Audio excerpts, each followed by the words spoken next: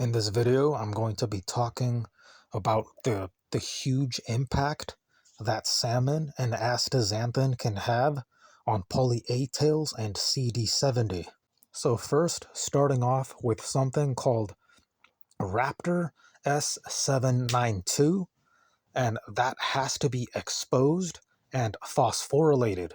What ends up happening as a result of the exposure and phosphorylation is ELF4E uh, goes down, as well as PABP circulation goes down as well.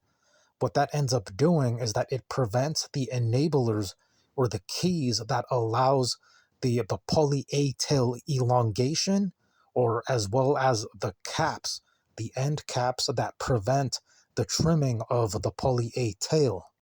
As a result of the poly-A tail becoming vulnerable, CCR4-NOT, which is what tumors fear, deadenylase gains access to the poly-A tail to trim it. And but tumors have a protective state, which is to hide the S792 or the Raptor S792. So tumors, they also actively shield SER792.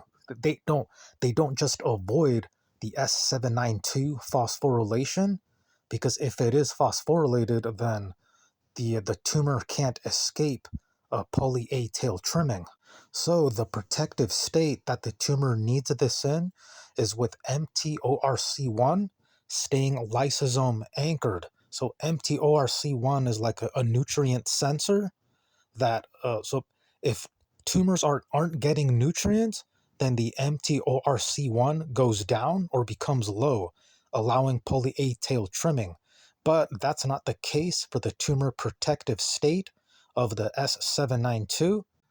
So the way, or some ways that tumors actively shield SER792 is with high mitochondrial reactive oxygen species, suppressing AMPK.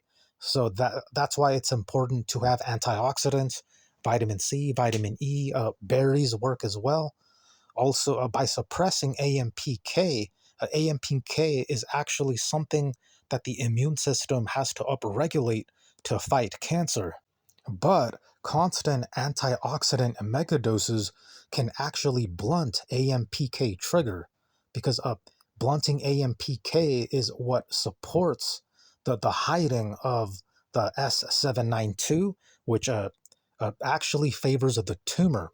Another thing to not do is to not combine salmon with refined sugars, because that raises acetyl CoA, and that will end up masking S792 as well, because the S792 cannot be masked.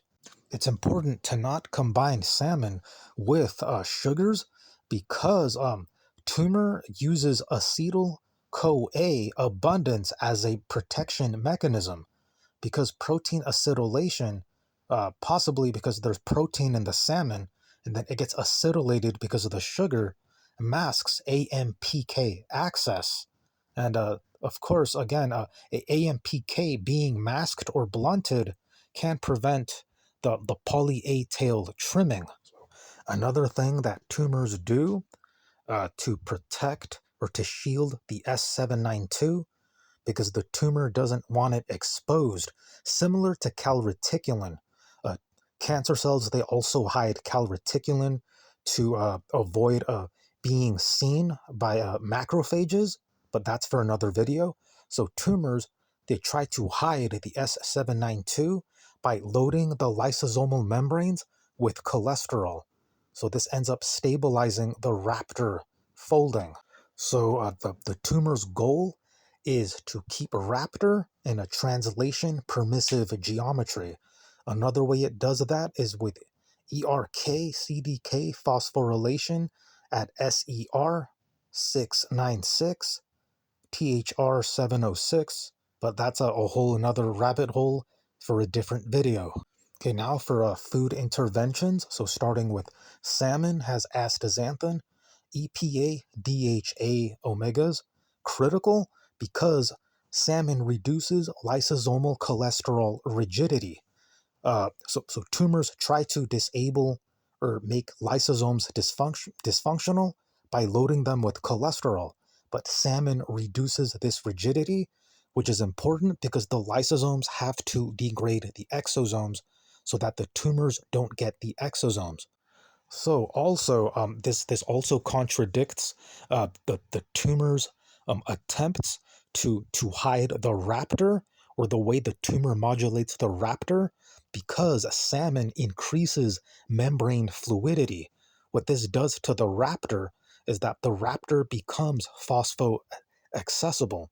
Also, salmon upregulates AMPK sensitivity, which is also something else that the tumor tries to suppress to escape immune attack, or to try to hide the A tail, or to hide the Raptor S792 so that it's not exposed. But the effects of salmon alone are only partial. So salmon needs to be stacked with such things such as polyphenol donors, because these polyphenol donors are AMPK amplifiers. If the AMPK is amplified, then that's going to enable what the tumor fears, or what will destabilize the tumor. And what these polyphenol donors are blueberries, so blueberries with salmon. But blueberries, they do have sugar, but it so sugar combined with protein, acetyl CoA, is actually needed for immune cell synapse. So, like immune cell synapse is how immune cells target other cells like pathogens and cancer cells. Another good stack with salmon is red cabbage, also a polyphenol donor for AMPK amplification, and grapeseed extract with salmon as well, upregulating AMPK, or AMP and ATP, because ATP is also needed for functions against tumors.